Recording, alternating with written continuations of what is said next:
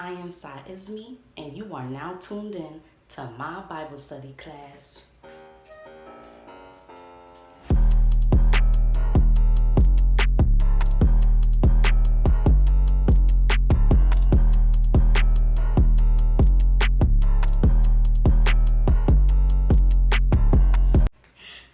Okay, so today I'm going to be reading Genesis chapter 6, 7. Oh, no, sorry. Today I'm going to be reading Genesis chapters 7, 8, and 9. And if you want to know how my previous Bible study class went when I was reading Genesis chapters 1, 2, and 3, and Genesis chapters 4, 5, and 6, is on my other videos, okay? But today, in this video, I'm going to be reading Genesis chapters 7, 8, and 9. And we're going to get right into it, okay? Let's get it. So Genesis chapter 7. And the Lord said unto Noah, Come thou and all thy house into the ark, for thee have I seen righteous before me in this generation. Of every clean beast thou shalt take to thee by sevens, the male and his female, and of beasts that are not clean by two, the male and his female. Of fowls also, of fowls also of the air by sevens, the male and the female, to keep seed alive upon the face of all the earth. For yet 7 days, and I will cause it to rain upon the earth 40 days and 49. Let me read this over. Genesis chapter 7. Let me just start over because I'm like lost right now. And the Lord said unto Noah, Come thou and all thy house into the ark, for thee have I seen righteous before me in this generation. Of every clean beast thou shalt take to thee by sevens, the male and his female, and of beasts that are not clean by two, the male and his female. Of fowls also of the air by sevens, the male and the female, to keep seed alive upon the face of all the earth. For yet 7 days, and I will cause it to rain upon the earth 40 days and 40 nights. And every living substance that I have made will I destroy from off the face of the earth. And Noah did according unto all that the Lord commanded him. And Noah was 600 years old when the flood of the waters was upon the earth. And Noah went in, and his sons and his wife and his sons' wives with him into the ark, because of the waters of the flood. Of clean beasts and of beasts that are not clean, and of fowls and of everything that creepeth upon the earth, there went into unto Noah into the ark the male and the female, as God had commanded Noah. And it came to pass after 7 days that the waters of the flood were upon the earth. In the 600th year of Noah's life, in the 2nd month, the 17th day of the month, the same day were all the fountains of the great deep broken up, and the windows of heaven were open. And the rain was upon the earth 40 days and 40 nights, in the self same day. Okay, let me start that over. Genesis chapter 7, verse 12. And the rain was upon the earth 40 days and 40 nights.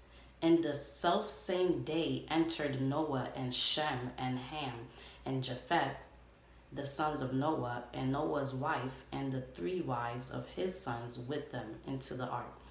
They and every beast after his kind, and all the cattle after their kind, and every creeping thing that creepeth upon the earth after his kind, and every fowl after his kind, every bird of every sort. And they went in unto Noah into the ark, 2 and 2 of all flesh, wherein is the breath of life. And they that went in, male and female of all flesh, as God had commanded him. And the Lord shut him in. And the flood was 40 days upon the earth. And the waters increased and bare up the ark, and it was lifted up above the earth. And the waters prevailed and were increased greatly upon the earth. And the ark went upon the face of the waters. And the waters prevailed exceedingly upon the earth. And all the high hills that were under the whole heaven were covered. 15 cubits upward did the waters prevail, and the mountains were covered. And all flesh died that moved upon the earth, both of fowl and of cattle and of beast and of every creeping thing that creepeth upon the earth, and every man. All in whose nostrils was the breath of life, and all that was in the dry land died. And every living substance was destroyed, which was upon the face of the ground, both man and cattle, and the creeping things and the fowl of the heaven, and they were destroyed from the earth. And Noah only remained alive, and they that were with him in the ark. And the waters prevailed upon the earth 150 days. And that's the end of chapter 7 for the book of Genesis. Now we're going into Genesis chapter 8 now.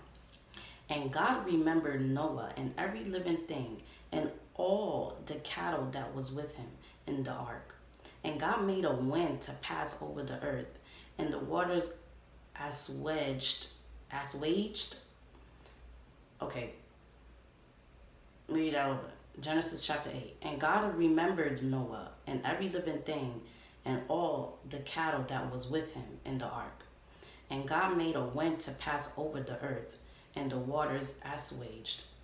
The fountains also of the deep and the windows of heaven were stopped, and the rain from heaven was restrained. And the waters returned from off the earth continually.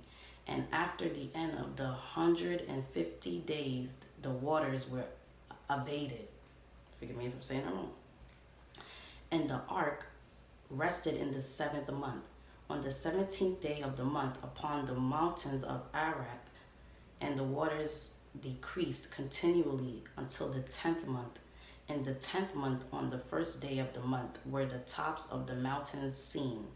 And it came to pass at the end of 40 days that Noah opened the window of the ark which he had made.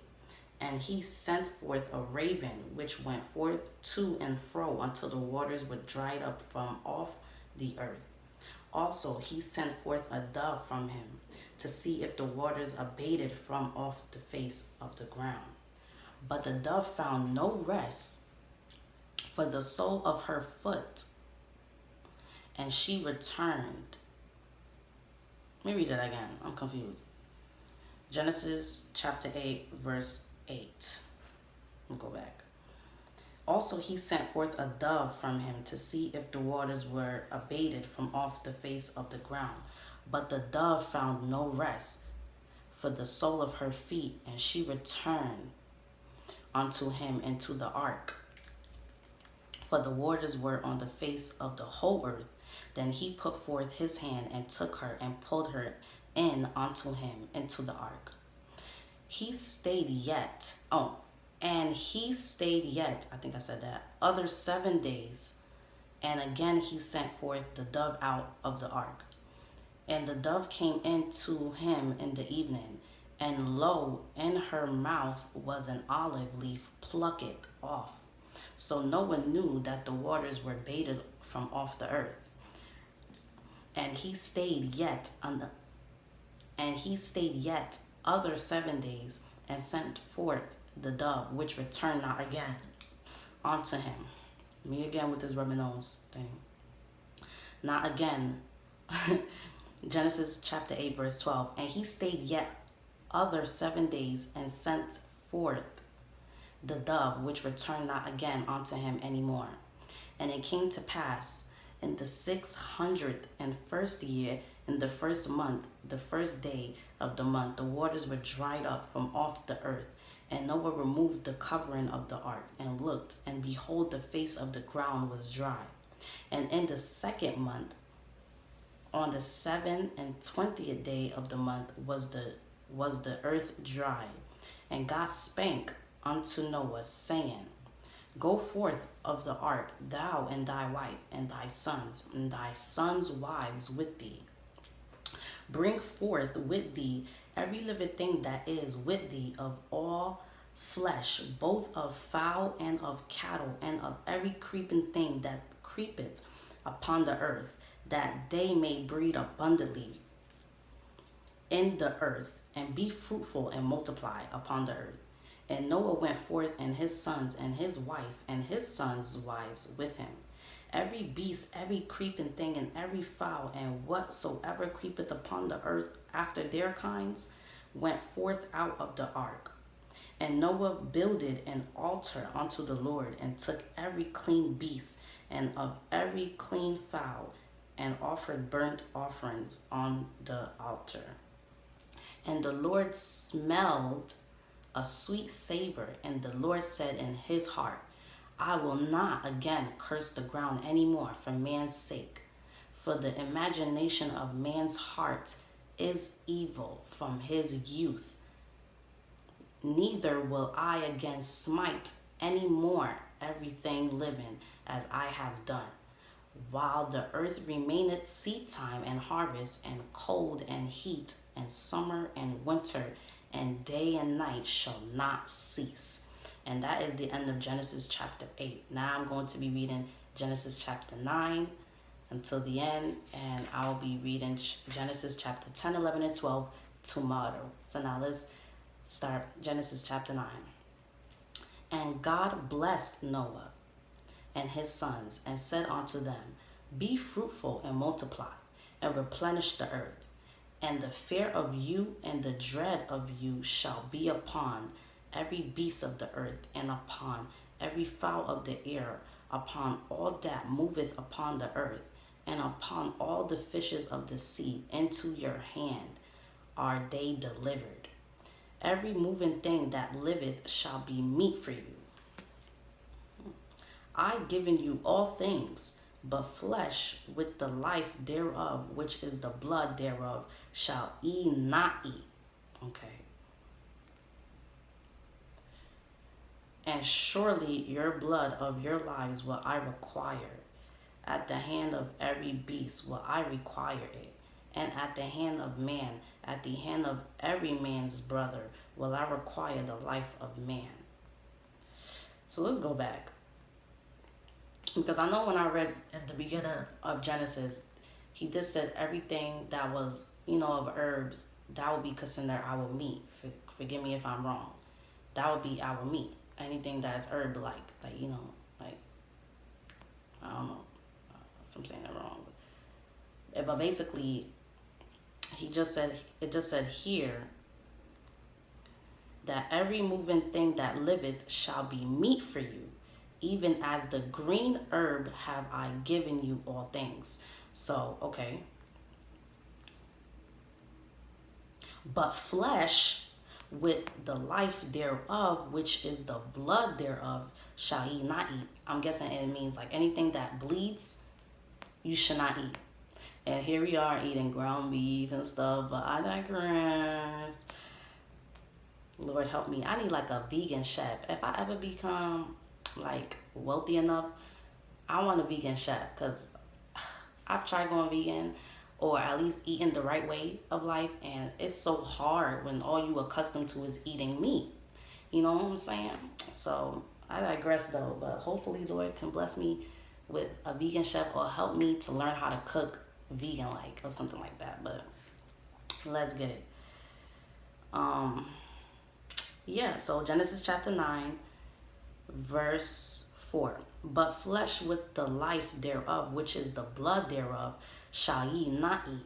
And surely your blood of your lives will I require. At the hand of every beast will I require it. And at the hand of man, at the hand of every man's brother will I require the life of man. Whoso sheddeth man's blood, by man shall his blood be shed.